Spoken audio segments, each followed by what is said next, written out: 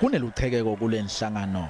Umlandvo walona bengumkantshubovu kule nhlangano Charlotte Maqeke ucekelwa phansi ngemalunga eANC lahluleka ngokuniketa tinsita kutakhamuti tase Kliptown lapho bekahlala khona. Kugijima indle etitaladini kude tindlu tangasese letisesimeni lesikahle kanye netindlu letikahle kepha lokukhona nje lenhlangano ilwa iyodwa.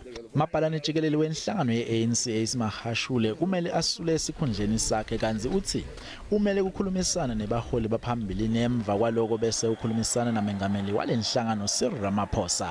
I've said we are consulting and I'll finally meet with the president of the ANC, Comrade Cyril Ramaphosa.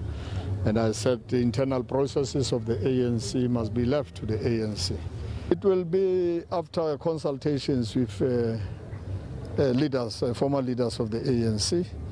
There's no way I can do any other thing before I report back to the president and the National Executive Committee.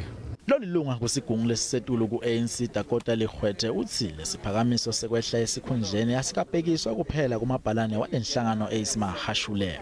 We cannot reduce the fight against corruption to one person, Magashule. The fight against corruption, it's a systematic problem in our communities that we have to deal with because by and large corruption, it's an economic sabotage because we take from the poor.